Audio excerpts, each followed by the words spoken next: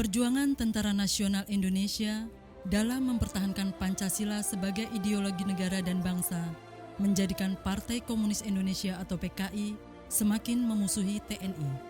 PKI akhirnya melakukan pembunuhan terhadap 3 perwira tinggi dan melakukan penyiksaan terhadap 3 perwira tinggi TNI AD serta seorang perwira pertama. Jenazah mereka dimasukkan ke dalam sebuah sumur tua di Desa Lubang Buaya, Jakarta Timur, yang saat ini beralamat di Jalan Raya Pondok Gede, Kelurahan Lubang Buaya, Kecamatan Cipayung, Jakarta Timur. Sebagai penghargaan kepada mereka, pemerintah Republik Indonesia memberi mereka gelar pahlawan revolusi dan pangkatnya dinaikkan 1 tingkat lebih tinggi dengan pangkat Anumerta.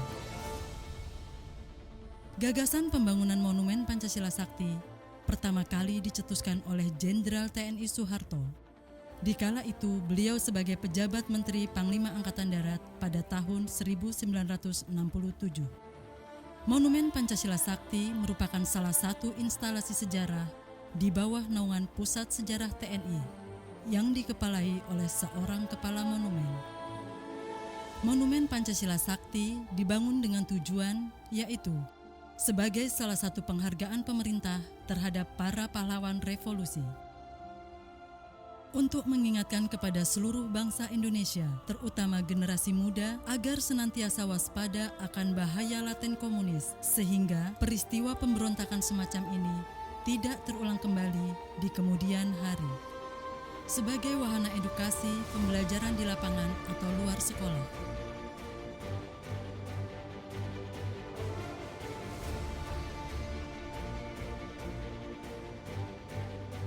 Kompleks Monumen Pancasila Sakti juga diperuntukkan sebagai sarana rekreasi untuk umum, keluarga, maupun masyarakat luas.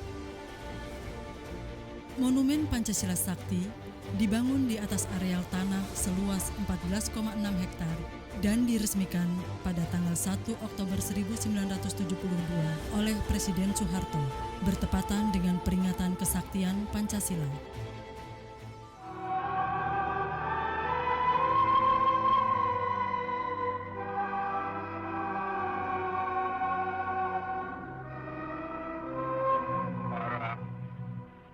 Prajurit sekalian, kawan-kawan sekalian, terutama rekan-rekan yang sekarang kami sedang lepaskan.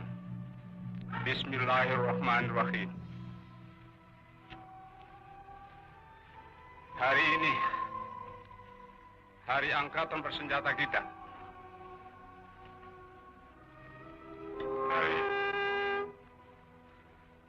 Yang selalu gemilang, tapi yang kali ini.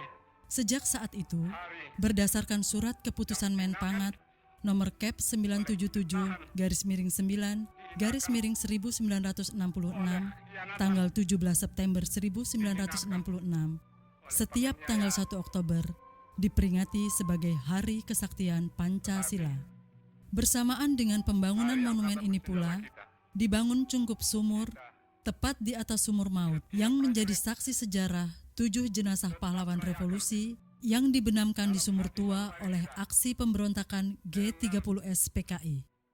Sementara di belakang sumur maut ini terdapat tugu monumen pahlawan revolusi.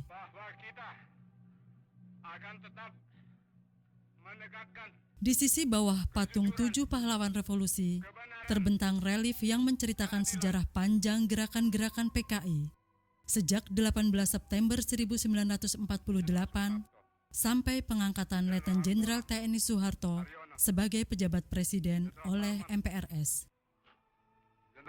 Setelah peresmian pembangunan monumen, dilanjutkan dengan pembangunan Museum Diorama Monumen Pancasila Sakti di Paseban dan Museum Pengkhianatan PKI atau Komunis.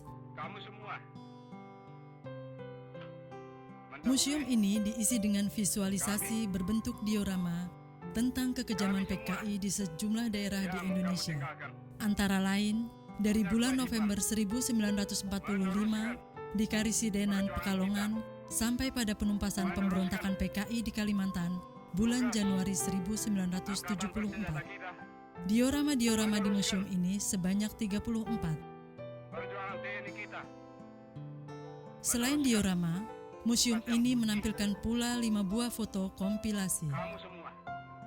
Museum Pengkhianatan PKI atau Komunis diresmikan pada tanggal 1 Oktober 1992 oleh Presiden Soeharto. Sejak Selain itu, 10 tahun Monumen Pancasila Sakti juga menyajikan 16 buah diorama yang berada di Gedung Paseban. membela Diorama-diorama ini menceritakan peristiwa mulai dari rapat-rapat persiapan pemberontakan G30 SPKI sampai dengan pemberangkatan jenazah dari Mabes AD ke Taman Makam Pahlawan Kalibata, Jakarta. membela cita-cita rakyat kita. Untuk melengkapi koleksi yang ada, di Monumen Pancasila Sakti juga menyajikan benda-benda bersejarah lainnya.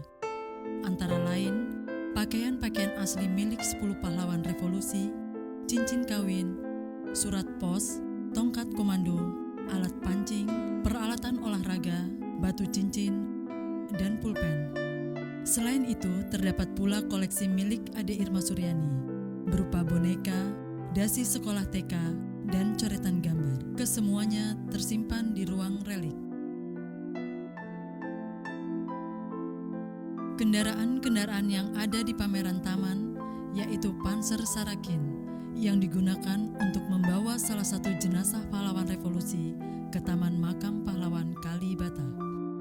Replika atau pengganti truk Dodge yang digunakan oleh anggota-anggota PKI untuk membawa jenazah Jenderal DI Panjaitan ke Desa Lubang Buaya. Jeep Toyota Canvas yang merupakan kendaraan dinas Kostrad yang digunakan Majen TNI Soeharto untuk menuju ke Desa Lubang Buaya dari kantornya guna memimpin pengangkatan jenazah 7 pahlawan revolusi. Selain sejumlah kendaraan tersebut, Monumen Pancasila Sakti juga menyajikan kendaraan sedan milik Menpangat Jenderal TNI Ahmad Yani. Fitnah lebih jahat dari pembunuhan. Dengan berkunjung ke Monumen Pancasila Sakti dan belajar sejarah, diharapkan kita bijak dalam berucap dan arif dalam bertindak. Tapi jangan kita dendam hati, iman kepada Allah Subhanahu wa Ta'ala, iman kepadanya meneguhkan kita, karena Dia perintahkan kita semua berkewajiban untuk menegakkan keadilan dan kebenaran.